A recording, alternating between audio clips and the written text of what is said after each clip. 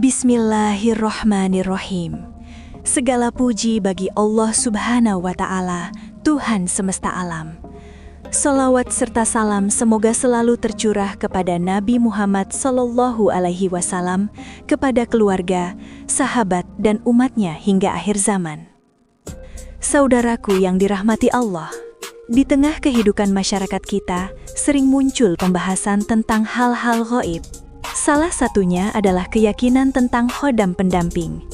Ada yang merasa hidupnya lebih tenang, lebih terlindungi, atau lebih berani karena merasa tidak sendirian. Namun ada pula yang justru menjadi takut, gelisah, dan bergantung pada sesuatu yang tidak ia pahami. Maka dalam kesempatan ini, mari kita bahas dengan tenang dan penuh hikmah. Bukan untuk memperdebatkan yang ghaib, tetapi agar hati kita tetap lurus, iman kita tetap terjaga, dan akal kita tetap digunakan sebagaimana mestinya. Orang-orang yang meyakini adanya khodam pendamping biasanya menceritakan tanda-tanda tertentu. Ada yang merasa dijaga, merasakan ketenangan yang datang tiba-tiba, intuisi yang terasa lebih tajam, atau mimpi-mimpi yang dianggap memiliki makna khusus.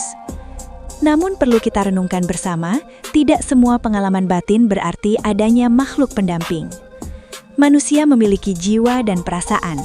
Saat seseorang rajin berdoa, hatinya bersih dan pikirannya tenang, maka wajar jika ia merasa lebih peka dan lebih mantap melangkah.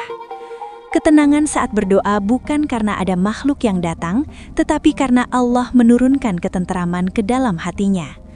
Terhindar dari bahaya bisa jadi karena kehati-hatian dan ilham dari Allah, bukan karena penjagaan makhluk gaib.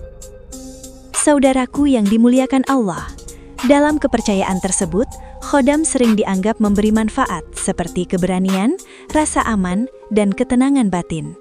Dan memang, orang yang merasa tidak sendirian biasanya menjadi lebih berani menghadapi hidup. Namun manfaat ini sejatinya lahir dari keyakinan dalam diri, bukan dari makhluk gaib. Ketika seseorang yakin, fokus dan optimis, Allah memudahkan jalannya. Banyak orang yang hidupnya kuat dan tenang tanpa pernah membicarakan khodam sedikit pun, karena sandarannya jelas, Allah Subhanahu wa Ta'ala. Maka jangan keliru menisbatkan kekuatan batin kepada makhluk, sementara itu adalah karunia iman dan keyakinan yang Allah tanamkan. Namun disinilah kita perlu sangat berhati-hati. Ketika keyakinan tentang khodam tidak dibatasi ilmu, ia bisa berubah menjadi mudorot.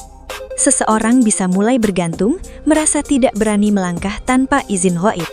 Ia bisa malas berikhtiar karena merasa sudah dibantu. Bahkan ada yang hidup dalam ketakutan jika merasa pendampingnya pergi. Lebih berbahaya lagi, ketika seseorang mulai meminta perlindungan, keselamatan atau petunjuk kepada selain Allah. Inilah titik rawan penyimpangan akidah. Setan tidak selalu datang dengan wajah menakutkan. Terkadang ia datang dengan rasa aman palsu, ketenangan semu, dan bisikan halus yang menjauhkan manusia dari tauhid. Karena itu, setiap keyakinan yang menggeser hati dari Allah, sekecil apapun harus segera diluruskan. Saudaraku yang dirahmati Allah, Islam tidak mengajarkan kita untuk mengejar hal-hal ghaib. Islam mengajarkan iman, amal, dan akhlak. Jika seseorang merasakan pengalaman batin tertentu, jangan dibesar-besarkan, jangan dicari, jangan dipanggil, dan jangan dijadikan sandaran hidup. Perkuat sholat, perbanyak doa, jaga akhlak, dan perbaiki ikhtiar. Jika Allah ingin menjaga kita, tidak perlu makhluk pendamping. Jika Allah ingin menolong kita, tidak ada yang mampu menghalangi. Orang yang paling aman hidupnya bukan yang memiliki pendamping ghaib, tetapi yang hatinya selalu bergantung kepada Allah. Sebelum kita menutup pembahasan ini, mari kita ambil hikmah yang sangat penting. Hikmah pertama, manusia memang makhluk yang lemah. Kita mudah takut dan mudah cemas. Karena itulah Allah mengajarkan tauhid agar kelemahan kita tidak disandarkan kepada makhluk, tetapi kepada Sang Pencipta. Hikmah kedua, ketenangan sejati tidak datang dari hal ghaib, tetapi dari hati yang mengenal Allah. Banyak orang mencari kekuatan di luar dirinya, padahal kekuatan terbesar ada pada iman, amal, dan akhlak yang baik.